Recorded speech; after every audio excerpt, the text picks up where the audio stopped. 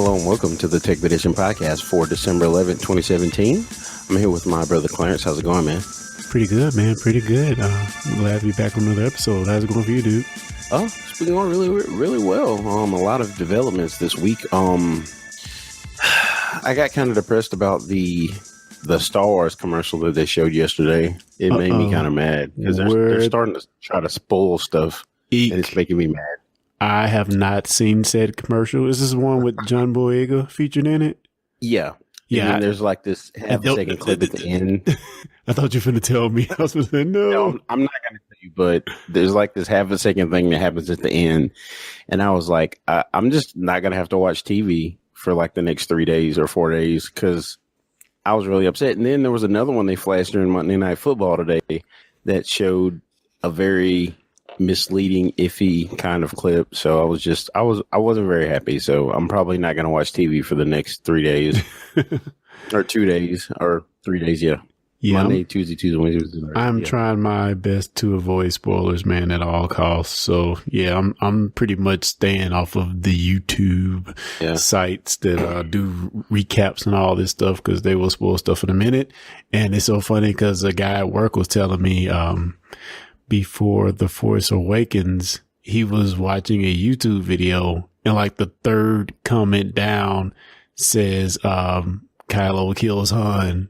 And this is like before he saw the movie and he was freaking devastated. I'd be so mad. I'm telling you, man, that's why I haven't sat down and watched Logan is because somebody spoiled the entire movie for me in a Facebook comment. Just something completely unrelated.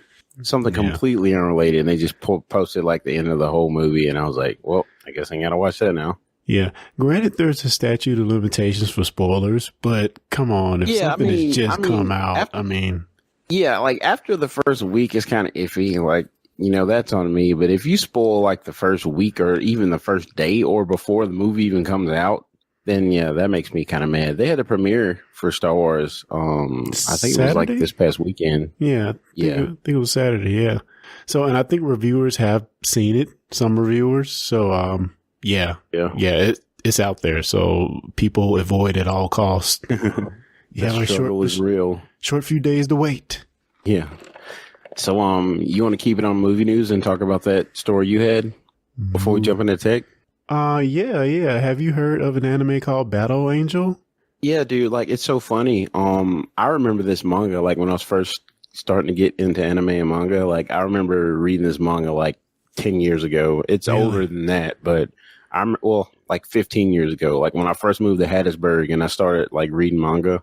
This is one of the first ones I came across. And what did you think of the trailer? I guess I should get your take first. I knew nothing about this property at all. So my first thing was, okay, I saw the trailer. I'm going to talk about that. But then I started to go and research. Okay, this cool. This cybernetics doctor found this girl and restored her. I thought it was pretty cool when she's trying to find out her past. That's a good premise. I think this was originally a Japanese OVA. And the trailer, the movie, at first I thought it was all CG, but then I saw like real people. And at that point, I guess before I saw the people, I instantly thought of that Final Fantasy movie that came out back in the day. The Spirits Within. Yeah, but this, but we're 15, 12 years later, much updated version of that. And it looks look really good. It's that Uncanny Valley, whatever they call it. But that being said, I found it kind of weird to be weaving out of real people and 2CG because to me, when you do that, the CG has to be so perfect, to make it really work. But yet and still, we're seeing this girl with these anime eyes and it just feels kind of weird. What are your thoughts? Yeah. One thing I will say is that the idea of how she looks and how she's built, it's very, very faithful to the manga, believe it or not. I really like that they cast Christoph Waltz because he's one of my favorite actors. I'm not crazy about the design. I understand why they did it, but I feel like there are certain things like when you're a good movie director, not that James Cameron isn't, but I'm just saying like when just take Marvel for instance, they know when to break the rules, for the betterment of a movie. And I just feel like the design of the main character of Alita, it just takes away from it. It's just so distracting. I don't even want to call it creepy. It's just so distracting because she's like photorealistic and she has these weird crazy eyes. And again, you know, for the manga faithful, this makes sense. But, you know, I feel like there's a fine line that you have to walk when you do stuff like this. And I do know how it's coming across. It's coming across like creepy CG anime eyes. Like if you Google Battle Angel Alita, like that's kind of the first thing that pops up. So I don't think the juice was worth the squeeze on that one. Yeah. But that being said, I'm really excited about this movie, actually. Yeah. Well, I think it's so weird when, you know, it's harder to believe when it's a human interacting with other, you know, a human character, a human CG character. It's different when it's an alien or it's a big giant robot or it's a vehicle in the background or it's a, you know, totally CG background. It's a little bit different. But when you have something so emotional and so direct as another CG figure right in front of you, it just feels kind of weird. I'm not saying it's a bad thing. And I think Cameron isn't even directing this one. I think he may be producing. He's producing it. It's Robert Rodriguez is directing it. So, but he's had Sin City fame. Cameron's been planning this project for like at least 20 years, at least. Yeah. So I was just happy to actually see it. It was kind of like Chinese Democracy from Guns N' Roses. Like I was happy to finally see something. Yeah. But at the same time, it's like I said, I'm really excited about it. One thing I'm really worried about though is from the trailer, I feel like they're kind of going like Twilight on this. Like, the main premise of Harry Potter is, you know, finding your inner strength and facing your fears. And like the premise of Twilight is no matter how bad the world gets, make sure you have a boyfriend. And like, I'm like worried that they're going to go like the boyfriend lovey-dovey route with this, which I don't mind a little romance and it's fine, but I hope that they stay faithful. And I feel like in some senses they are staying more faithful to this than the Ghost in the Shell movie did to its source material, because I feel from the trailer they're actually exploring like what makes a human, which is probably my biggest draw to Ghost in the Shell. Yeah. And as long as they nail that, then I feel like it'll be worth watching. Yeah. And actually the movie is on YouTube. It may get pulled soon, but the original 1993 movie, OVA, whatever, is on YouTube. Captions. So I'd watch 5 or 10 minutes of that, but it seems very faithful as far as some of the, when he finds her in the trash and things like that. I think that looks similar to what's in the actual anime. So I guess I'm kind of excited about this. You know, it's a property I didn't know anything about, but I'm ready to dive in. Yeah, it's nice to see. It's nice to see big budget anime, manga adaptations. You know. The one that you probably wouldn't even think of before I get too far off on a tangent is The Edge of Tomorrow was actually adapted from a Japanese manga called All You Need Is Kill. I don't know if you knew that. I think I've heard that. Yeah. And like this is just another one of those instances where they're taking kind of a more obscure, which it's a cult classic, Battle Angel Alita, but it's more obscure like as far as mainstream is concerned. So it's cool to see them pulling these properties like this and making stories. I'm really excited. Yeah, get some good anime adaptations is always welcomed. So just to stay in that vein a bit on movies, Apple TV has finally got Amazon Prime Video. I don't know if you own Apple TV, neither do I, but I don't. But that's huge. Wow. Yeah, and if you know a little backstory to this is that Apple and Amazon have had their share of feuds over things like, you know, Apple products being listed in the Amazon store and Amazon and Amazon not getting a fair cut of what they sell on Apple if they wanted to sell their movies and videos. So, I mean, if you notice, you have to go outside of the app store, outside of the app to actually purchase stuff for video with Amazon. So, I mean, it is, they've been feuding for a while. You know, not just, it's been more of, I guess, a Cold War type of feud because it hadn't just been, you know, not now drag out. But, yeah, to finally have the video store, the Prime Video store on Apple. I think it was on there before, but it may have got pulled for some reason when Amazon pulled the Apple products out of their store. But it's cool to see them, healing some wounds or mending some wounds and actually trying to work together again. Yeah, I'm just happy all my Apple TV peeps can watch Grand Tour, which premiered last week, and great. Yeah.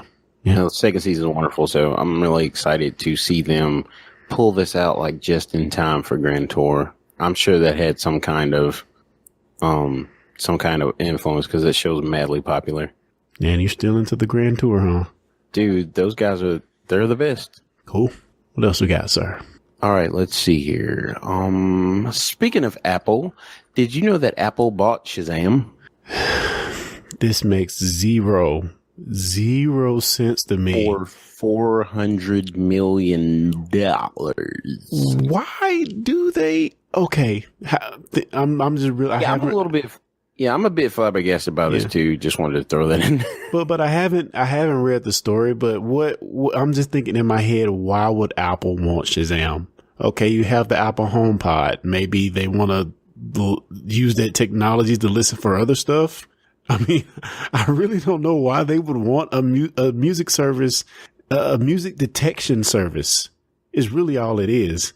So unless Shazam has been doing things that I'm just haven't been aware of lately, I really don't see the justification for Apple wanting to buy them. It doesn't make any sense to me. Yeah. Like I guess the idea is that they could somehow integrate this into Apple Music, maybe. So you just say, "Hey Siri, what is this song?" and save it to your library. I mean, there are applications, but I don't think this is like a $400 million. The only thing I can think of is one or two things. One, they really like their devs, or two, they have some patents or something that Apple wants for some reason.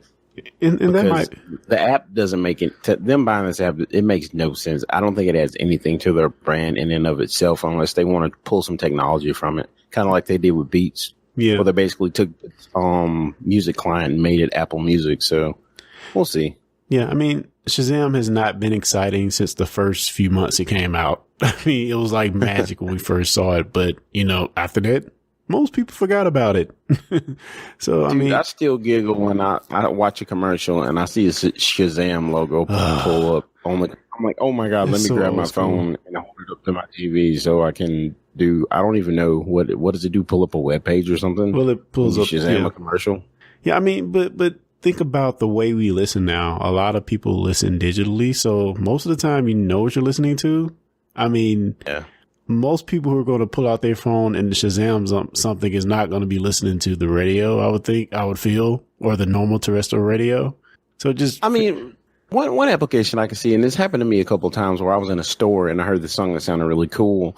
But the problem with Shazam is like, I'm not going to grab my phone out of my pocket and hold it up into the air while I'm shopping at JCPenney just to, it's like, I'll just try to remember some of the lyrics. Yeah.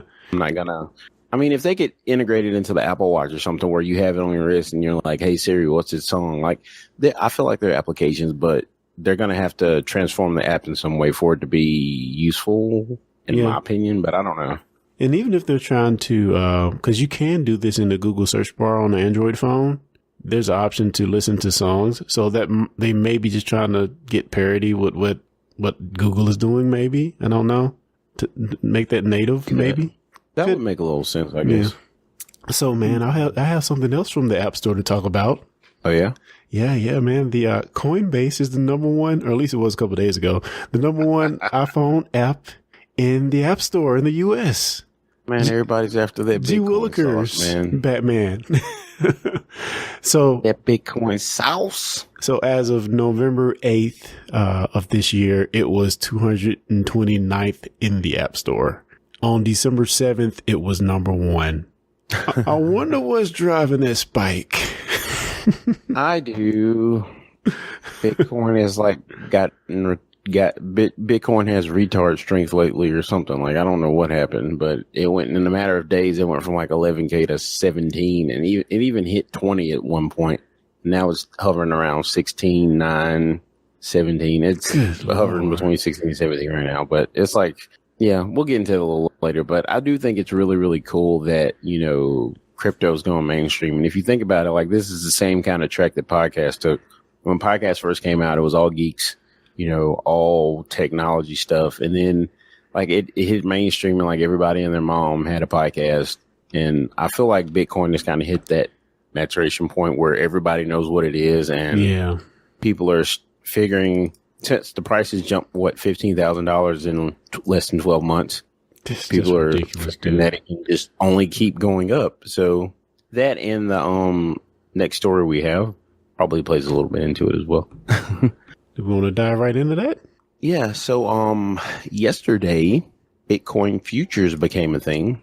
If you don't know what a future is basically a contract that lets an investor, i.e. you or me, you can buy or sell something at a specific price in the future. So this is normally done for like commodity stuff like oil and agricultural stuff. But they're starting to sell futures on Bitcoin. So basically you can purchase a futures contract for Bitcoin at the price it is now, or you can buy Bitcoin now and you can have a contract to sell it, or you can have a contract to buy it. So you can purchase a futures contract now for, let's say, a month or two from now to buy it at the current price.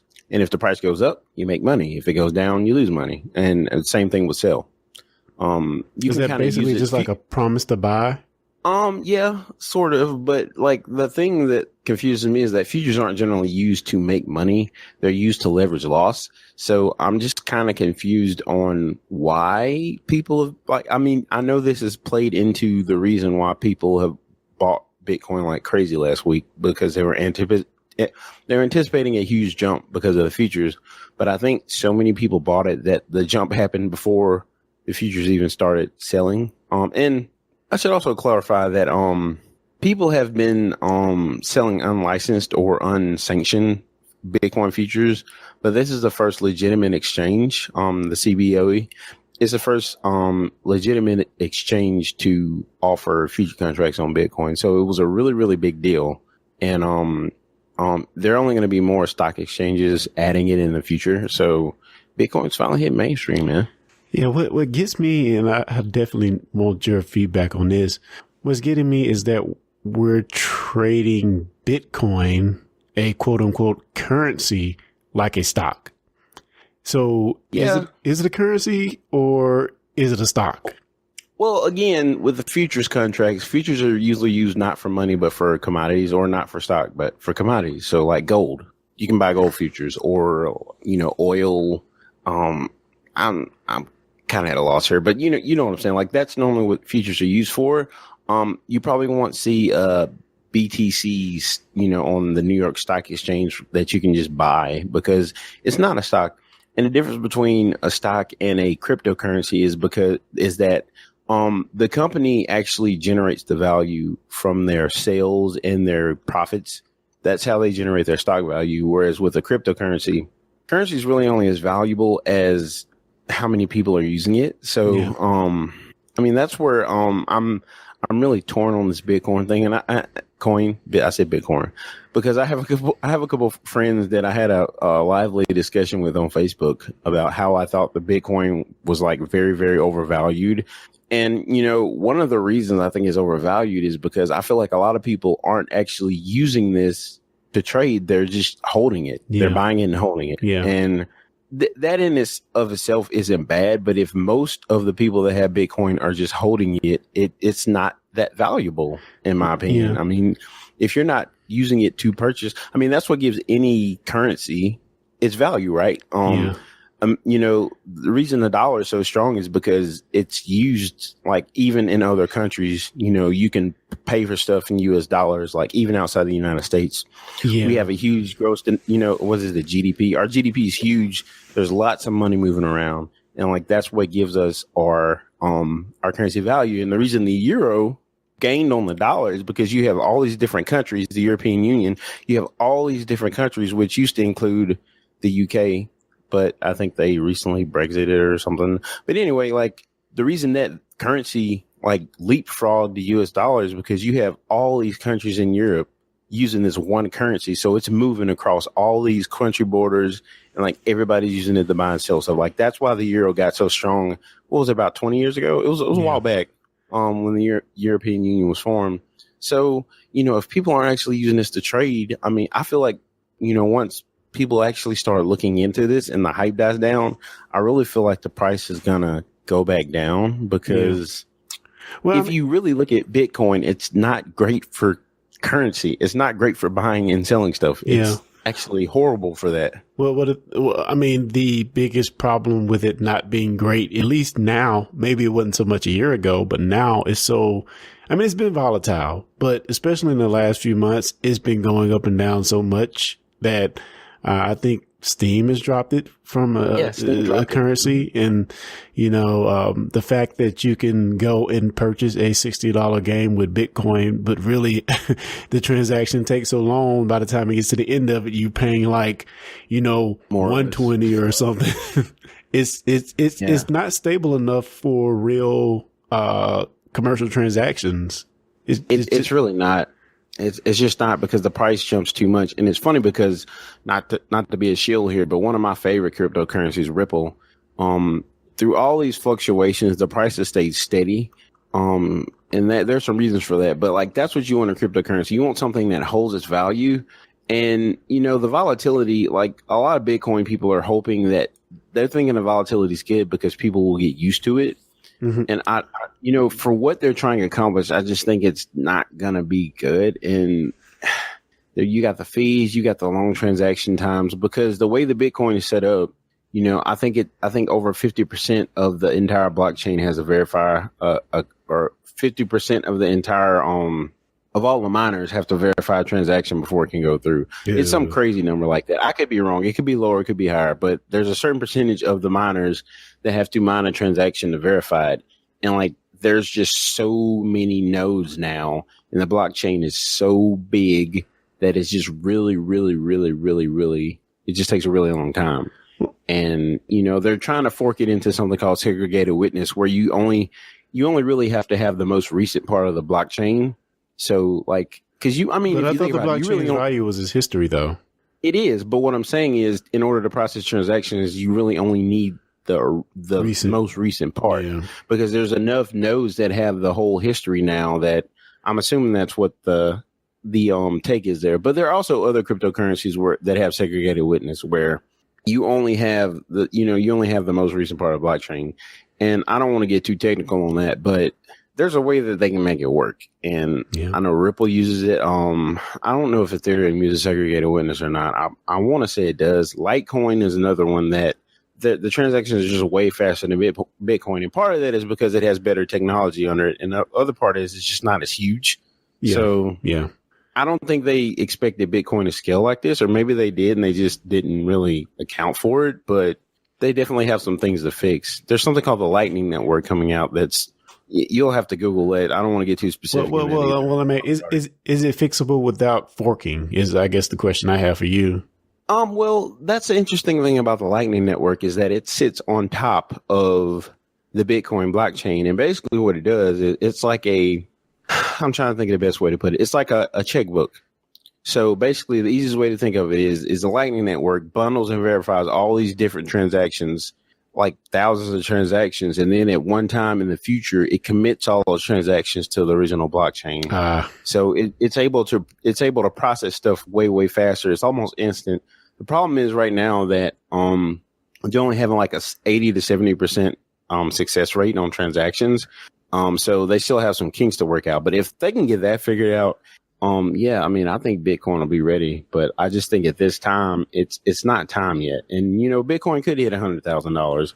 But as it exists now, I don't think it's worth half of what it's selling for. Yeah. But, PR is a powerful thing. So we'll see how it goes. We sit waiting for the impending crash.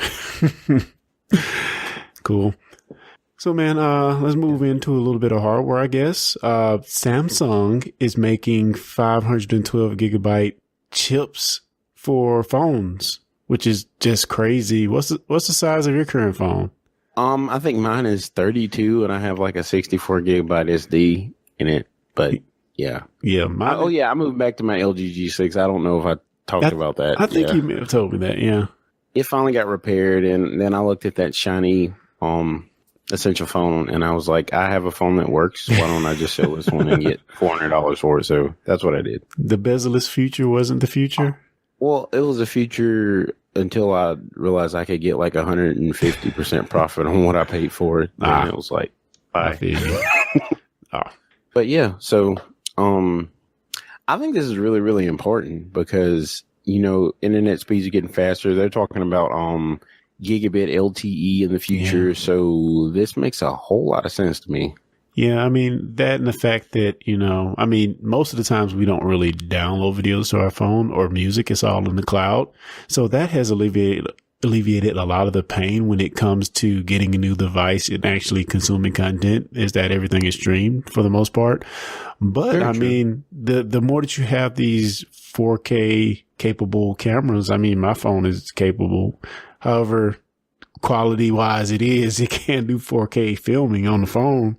So as cameras continue to improve, I think this extra space, which is just going to allow for more and more good footage to be taken. So I'm down for that.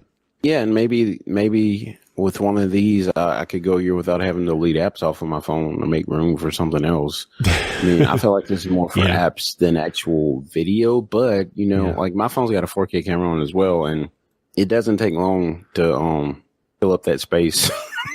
Yeah. I don't know one time I've had to delete stuff off my phone, but it is 64 gigs, which is not huge, but it's been sufficient, I guess, for now. But 512 is just almost unimaginable. And hopefully this means that, I mean, I know when this first comes out, the price may be a little outrageous, but hopefully it can be where it wouldn't be like Apple charging extra $100 and some for, you know, twice the space. Maybe they can get the price down where it's something reasonable. Memory people are getting greedy, man. Yeah. And also, I mean, if you think of some of the other applications, maybe even a drone that has a 4K camera can, of course, it can't fly by like 15 minutes, but maybe you can get more good footage on there. I don't know. Well, I mean, they're improving the times. I think the newest generation of DJI drones, like the Mavic and the Phantom 4, I think they actually have a 30-minute flight time. So, oh, that's crazy. Yeah, so I mean, it's only going to get better, I would imagine. It's just the thing about the drones is like you have to balance out battery capacity and also weight, and it's just I guess it's just a dangerous game. Oh man, do you remember Dwight Sanders from Enterprise? He was a little bit older than you. Vaguely? You might, huh? Vaguely, I do. Yeah, he has like a drone company. I'm gonna have to get with him and talk about it. I just found out about it today. A drone company, like. He makes drones or he sells them? I don't think he makes he may just does aerial footage. I think that's what he does. Oh, okay, cool. Yeah, cool. But he has like his FAA license to fly a drone commercially. So, oh, really? Yeah, I'm gonna have to get with him and have a chat with him about what he's doing. It sounds pretty cool. I wish I knew the name of his company. He gave it to me, but I don't remember. He told that does sound cool. Yeah. I had no idea. Wow. Yeah, cool stuff. Yeah, definitely. So where shall we go from here? Shall we bang video cards over our head once again? Hey man, let's hit the other hardware part. Let's do it. Okay, so if you're not familiar or you've been under a rock, NVIDIA normally releases like their flagship 1080 Ti cards, and then there's like the enthusiast top of the line Titan card. So normally in a GPU generation, the Titan card is the coup de grace, like the best creme de of la the creme. best. And yeah, the creme de la creme, that's what I was looking for. And it's usually the most powerful video card that money can buy. That's generally the bar there. So with that in mind, this year, NVIDIA will be releasing their Volta architecture. We've talked about it a couple times on here. Yeah. And they finally released the first card for the Volta architecture, and it's called the NVIDIA Titan V. And this is interesting for two reasons. Normally, the Titan card, if I'm not mistaken, the Titan card comes out a year after the the enthusiast part. So, like, when they release the Volta, then normally they release, like, I guess it would be the 1180, the 1160, blah, blah, blah. And then like a year later or 6 months later, they released the Titan. And then they released the 1080 or 1180 or 980, whatever Ti. So they're coming out the gate with this. And it is a compute powerhouse. This thing is a beast. It has 5,120 CUDA cores, 12 gigabytes of high bandwidth 2 memory, a 1455 megahertz boost clock, and the card has 110 teraflops of maximum compute performance. And to frame that for you, I have a 1080 Ti, and it has about 11 or 10 or 11. The Titan XP, which is the most recent Titan card, has 12 teraflops. This thing has 110 teraflops of compute performance. That's like a 9 times increase over a single generation, and it is utterly ridiculous. So, so tell me, I know we talked about the CUDA cores, but give me a little bit difference on the CUDA cores. What's so different that's pushing this one so much further in teraflops than the previous card? Well, I mean, part of it is just the way we might have talked about this before, but just the way you can scale GPUs. Like with GPUs, you don't necessarily have to make the clock speed faster, but the way the architecture is set up, it scales well. So you just add more cores. And that's basically what they did here. It is a new die. It is a new architecture, but they've also upped the core count significantly. So that's where the 110 teraflops of performance comes from. And I think the AMD equivalent to the CUDA core is the stream processor, but it's basically the same thing. Effectively, it's the same thing, not technically. And the cool thing about this is that's like straight compute performance. Now, the interesting thing about this card, and I don't know, we haven't even talked about the price yet, is $3,000. So that's also a 3x increase in price as well. I think the Titan XP sold for $11.99 or $10.99 or something like that. Around that seems around cheap in comparison. Yeah, it does. But yeah, it's sold for around $1,000. And this is $3,000. And the interesting thing is, I've been looking at some benchmarks for this, and just strictly for games, doesn't look like a whole huge leap. Really? Because that's surprising. We're talking about floating point performance. So that's it's specific to AI compute compatibility of the tensor cores. So you have the CUDA cores, which are for single precision, and you have the tensor cores that are for like not floating point. It's for, I guess, multi-precision. it's used mostly for like machine learning. So just to give you a bigger frame of reference here, Amazon in their cloud, you can buy compute for the Volta. I think it's called NVIDIA Tesla. You can like rent one to like run machine learning or whatever. So if you're like trying to train a car to drive within a track, you feed all of the sensor data to this machine learning algorithm, and it figures out how to drive. Like that's basically how machine learning works. It takes a lot of compute power, it takes a lot of storage space. And this is what mainly is used for that. But if you talk about strictly for gaming, and that's floating point. So I had those tied up. So if you look at strictly at GPU game floating point performance, it's only about 14 teraflops. And I think the reason that NVIDIA did this is because traditionally, I think the last few generations, AMD's cards have destroyed NVIDIA's cards. Their consumer and enthusiast like GPUs has destroyed them in compute. Like that's why most of the time for mining Ethereum, you would traditionally buy an AMD card because the compute performance is better. And it will be interesting to see like what the hash rate on something like this will be. I'm really curious. That's what instantly came to my mind when you said that compute cores, because yes, this is like a miner's dream, possibly. Yeah, you probably only have to buy like 4 of them, and you could replace a whole closet full of GPUs, burning away at your electric bill. But yeah, I feel like this was kind of a shot over the bow at NVIDIA, at AMD, and it's also getting ahead of the gate, kind of like they did with their 1080 Ti last year, where it was really funny because AMD was like aiming their Vega card at the 1080 because the 1080 was like $800. And basically what NVIDIA did this time last year was they announced the 1080 Ti. They dropped the price of the 1080 to $500, and then they released the 1080 Ti at like $700, which like completely destroyed any kind of chance that AMD had of being competitive. So, I mean, this isn't really for consumers. or for, the regular gamer or even the enthusiast gamer. This is like a super, super hardcore product. And they're kind of marketing it as a GPU, but it's not really for games. It's more for, like I said, for machine learning, or if you're doing like a bunch of parallel processing or something like that. Like, this is what you want. You just want a game, get a 1080 or 1080 Ti. You're not going to see a huge jump from those on this, but it is a monster nonetheless. Well, let me ask you this. Do we think that AMD, they're kind of getting it from both ends. I mean, Intel and also in NVIDIA. Do you think they are better as, of course, these used to be separate companies, Radeon, ATI and AMD. Do you think they're doing better as one company, or did they serve their interests better separately? Well, I think they kind of bet the farm when they bought ATI, and it almost bankrupted them because it was such a huge purchase for them, because they're not a huge company. And basically what's happening, I'm not going to say the only reason, but the main reason they've been able to catch up somewhat with Intel in the CPU race is because they were basically treating the Radeon group like a redheaded stepchild.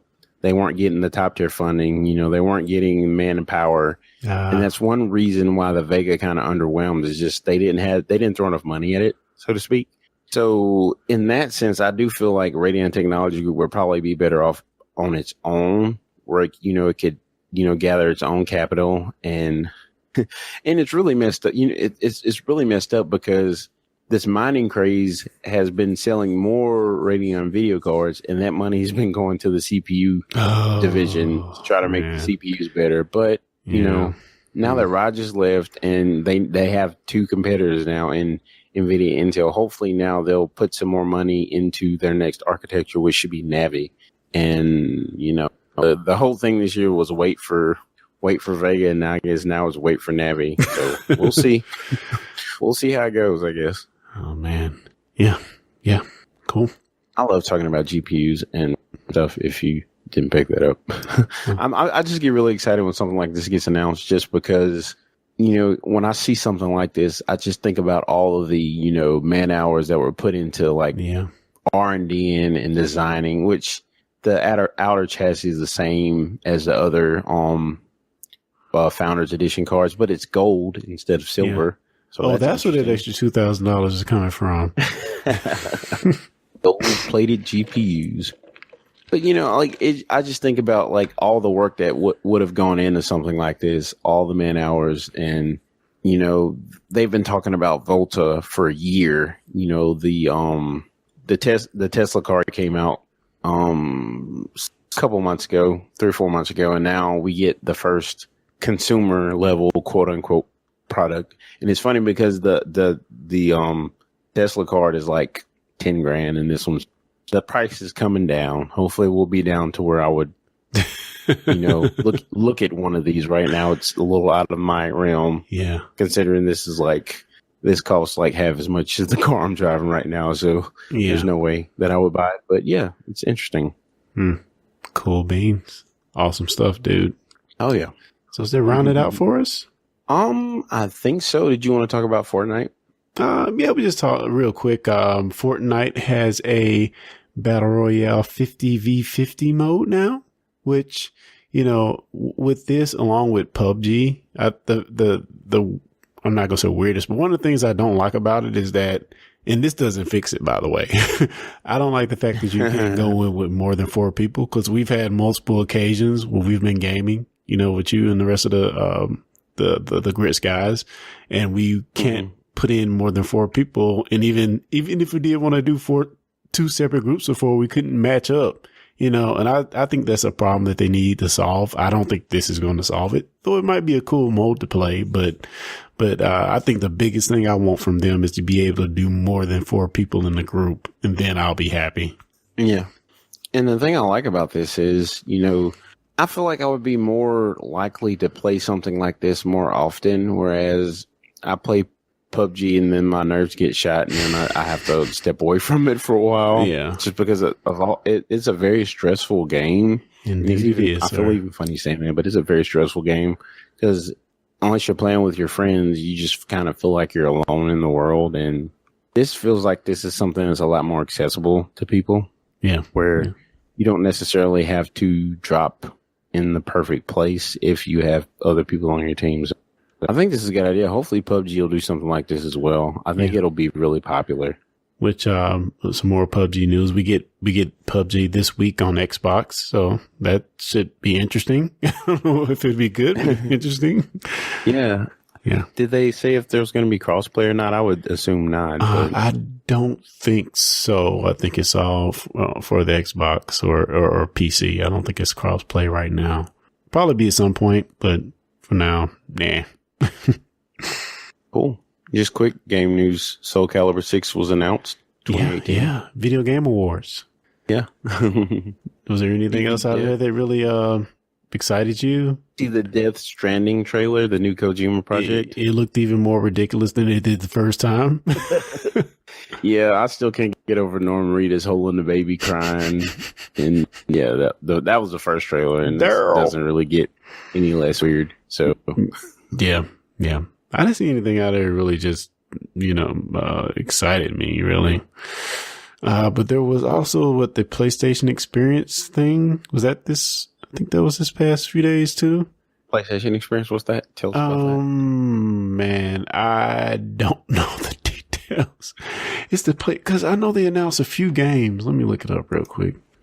Let's see here. PlayStation Experience 17. They made a few announcements there. I don't remember what they were. Let me see if I can pull up something real quick here. Now it's Monster Hunter World. That looks dope. Rick and Morty Virtual Reality. Metro Exodus. Wow. There are some really cool games. They're bringing Absolver, which is a really popular PC melee game. World War Z? Wasn't that the Brad Pitt movie? Yeah, I think so. It's going to be a 4-player co-op third-person shooter. That's interesting. Death Stranding, a new Blaze Blue, a new Medieval. That's pretty cool. They haven't made a new Medieval game in forever. The PlayStation classic. Yeah. Children of Morta. I don't know any of these games, so I'm not going to name them. They got but I guess the big, huge game would be Soul Calibur 6. Yeah. Oh, yeah. Cool, man. So, anything else you're working on you want to talk about real quick? Not really. Just playing around with some music stuff for some friends. And other than that, just really looking forward to the new year. Looking forward to Star Wars. It's going to be a struggle to stay away from spoilers the next few days, but I feel like I'll be able to do it. And, really, really excited to talk about that. We'll have a big spoiler warning, which I don't know. Maybe we won't talk about it on this podcast. Well, maybe I'll be able to get a spot on discussing comics or something. Oh, yeah. Talk about it with you guys, maybe. Yeah. I guess that doesn't really fit in the scope of this, but I guess we can still talk about it. I don't know. Yeah, we got to bring maybe we can do it on another show and bring our resident Star Wars expert in for another recap like we did last year. That was fun. Oh, yeah. That'd be awesome. Cool, guys. And if you're into Star Trek Discovery, check out me and Carrie's other podcast, the STD Podcast. You can find it at stdpodcast.com, where we talk about Star Trek Discovery and, all things Star Trek. So, check us out there. Catch it sometime. Yeah. Also, keep your ear to the floor for this podcast. You can find out how to subscribe and other things at techpedition.com. That's techpedition.com. Check it out there. And, anything else? Keep real, guys. Yeah. All right, guys. Eat more chicken. I don't know. Winter chicken dinner. Very, very quick. Very, very quick. Very, very quick. Very, very quick.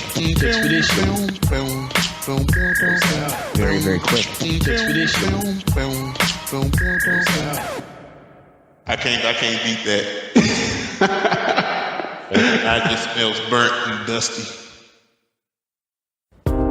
Hey guys, don't miss an episode of the Techpedition Podcast. For more information, go to techpedition.com/subscribe. TECHPEDITION.com.